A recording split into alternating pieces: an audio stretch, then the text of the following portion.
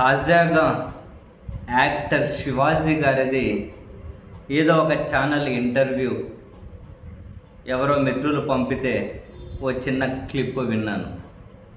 అది విన్న తర్వాత నాకు అనిపించింది, శివాజీ గారు అని తనని ఇంటర్వ్యూ చేసిన వ్యక్తి ఎవరో వాళ్ళు ఇలా బ్యాచ్లు ఏవైనా మూకుమ్మడిగా జనాలను మనం పిచ్చోళ్ళని చేయాలి, నువ్వెక్కువ మంది పిచ్చోళ్ళని చేస్తావా, నేను ఎక్కువ మంది పిచ్చోళ్ళని చేస్తానా, అందరం కలిసి మూకుమ్మడిగా పిచ్చోళ్ళని చేసేద్దాం అని చెప్పి ఏమైనా కాంపిటీషన్ పెట్టుకొని ఏమైనా టార్గెట్ ఏమైనా పెట్టుకొని ఇలా మాట్లాడతారేమో అనిపించింది.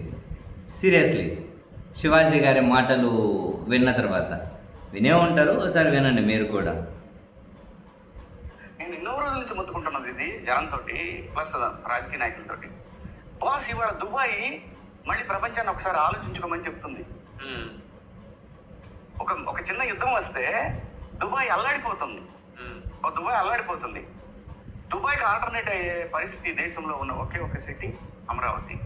అటు సౌత్ ఈస్ట్ ఏషియాకి కానివ్వండి, ఇటు వెస్టర్న్ కంట్రీస్కి వెళ్ళడానికి కానివ్వండి, మిడిల్ ఈస్ట్కి వెళ్ళడానికి కానివ్వండి, అమరావతి పెద్ద హబ్ అయ్యే అవకాశం ఉంది విత్ ఏవియేషన్. ఎందుకంటే ఈ దేశంలో వాటిని ఏమంటారంటే దాన్ని ఆ భాషలో చెప్పాలంటే, మన భాషలో మాట్లాడుకుంటే సర్వీసింగ్ సెంటర్. ఫ్లైట్ ఒక 16 hours 14 hours ట్రావెల్ చేసి 15 hours ట్రావెల్ చేసిన ఫ్లైట్ దానికి సర్వీసింగ్ చేయాల్సిన పరిస్థితులు ఉంటాయి, రిపేర్లు వచ్చినవి ఉంటాయి, చిన్నవి ఉంటాయి. వీటన్నిటి కూడా సెంటర్ ఏర్పాటు చేయాలనేది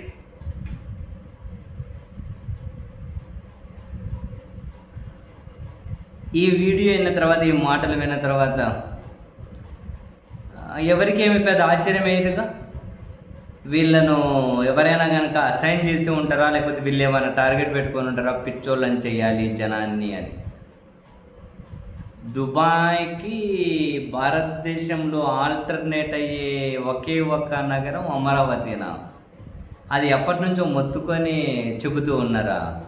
అది కూడా ఎట్లా గ్లోబల్ హబ్ అవుతుందంట. ఎలా అంట, మిడిల్ ఈస్ట్కి, సౌత్ ఈస్ట్ ఏషియాకి, వెస్ట్రన్ కంట్రీస్కి ఇదొక సెంట్రిక్ ఇదొక హబ్ అవుతుందట.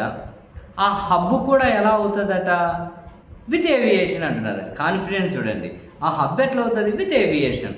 ఏవియేషన్కి ఎట్లా అవుతుందా, ఏం చెబుతున్నారా అని చూస్తే, ఇప్పుడు 16-20 గంటలు ప్రయాణించే విమానాలు, ఫ్లైట్లట ఉంటాయి కదా, అవి సర్వీసింగ్ అవసరం అవుతాయి చిన్నవి. ఇవి విన్న తర్వాత అసలు ఈయన ఎందుకు తెలియకుండా ఈ సబ్జెక్ట్ మాట్లాడతారు. ఆ ఇంటర్వ్యూ చేసిన ఆయనకి ఏమీ అర్థం కాకుండా అని చెప్పి కూర్చోవడానికి వాళ్ళు ఎందుకు కూర్చుంటారు? సబ్జెక్ట్ అర్థం కాక కూర్చుంటారా? బాబోయ్. శివాజీ గారు, దుబాయ్ అనే నగరం గురించి తెలుసా అండి మీకు? జనరల్గా తెలుసా దుబాయ్ అనే నగరం గురించి? బహుశా నాకు తెలిసి బేసిక్స్ తెలిసి ఉన్నా కూడా, అమ్మో బేసిక్స్ అంతని కాదు, ఇంకా అంతకుమించి ఇంకేదైనా చిన్న పదం ఉంటే వాడాలి. అవి తెలిసి ఉన్నా కూడా మీరు దుబాయ్ని అమరావతితోనా? ఏడుంది అమరావతి? జనరల్గా ఎక్కడ దుబాయ్ అమరావతితో కంపారిజనా? శివాజీ గారు, ఈ ప్రపంచంలో ఇంపాసిబుల్ అన్నదాన్ని పాసిబుల్ చేసినటువంటి నగరం ఏదైనా ఉంది అంటే అది దుబాయ్. న్యూయార్క్ కానీ, లండన్ కానీ దుబాయ్తో కంపారిజన్కి దరిదాపుల్లో కూడా వాళ్ళు రారు, ఆ ప్రయత్నం కూడా చేయరు. ఈ ప్రపంచంలో ఇంపాసిబుల్ అన్నదాన్ని పాసిబుల్ చేసిన నగరం ఏదైనా ఉందా అంటే దుబాయ్. ఈ ప్రపంచంలో అతిపెద్ద అని దేని గురించి అయినా మాట్లాడుకో, అతిపెద్ద ఎత్తైన భవనం బుర్జ్ ఖలీఫా అంటారు, 824 మీటర్లు.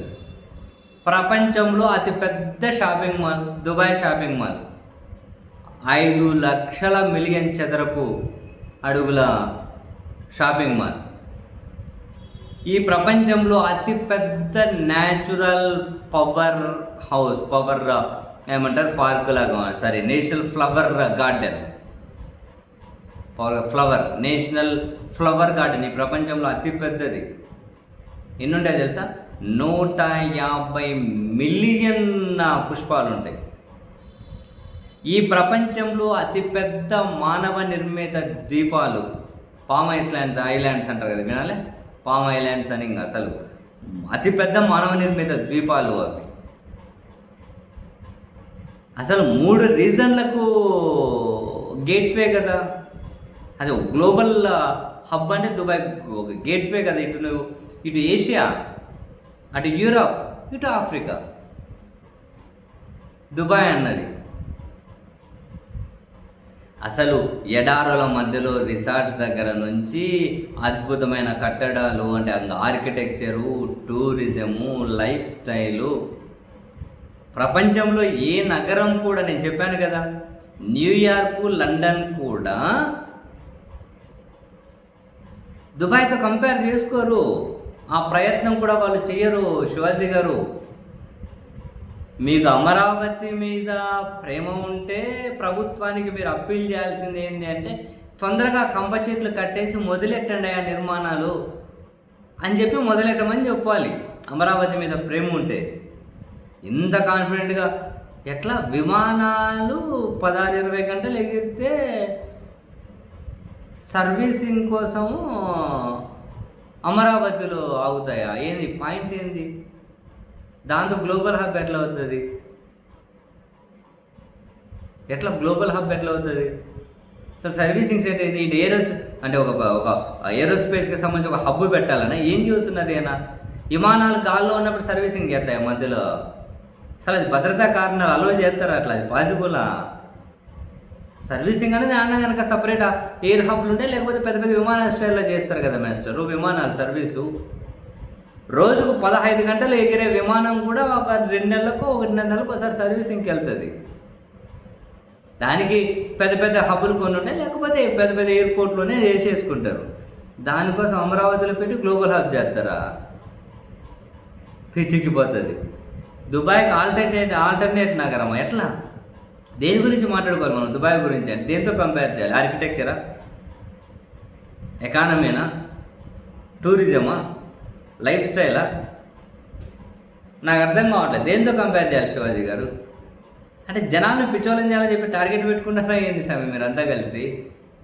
తెలియని సబ్జెక్టు మాట్లాడడం ఎందుకు? మనోళ్ళు తాత్కాలిక బిల్డింగ్ కట్టడే 5 ఏళ్ళ కన్నా అంటే కట్టి మొత్తం కమిషన్లు తిని పైనుంచి నీళ్ళు కారుతూ ఉండే సచివాలయంలో ఆడ ఈడ బిల్డింగ్లు కట్టే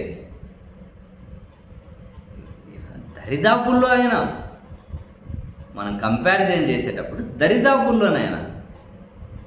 అంటే వీళ్ళందరూ నాకు తెలిసి అమరావతిని బహుశా వీళ్ళు ట్రోల్ చేస్తూ ఉన్నట్టున్నారు. ఎంత సీరియస్గా మాట్లాడతారు అంటే, దుబాయ్కి ఆల్టర్నేట్ నగరం అమరావతి అవుతుందా?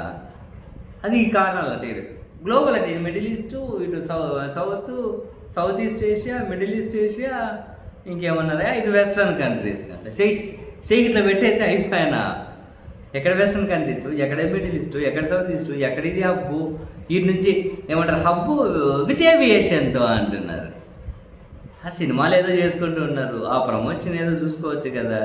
ఇంత కాంప్లికేటెడ్ సబ్జెక్టులు అనవసరంగా టచ్ చేసి అవి అసలు నాకు ఆ జర్నలిస్ట్ ఆయన అంటే పాపం ఆయనకు ఏం తెలిసినట్టు లేదు. ఎందుక స్వామి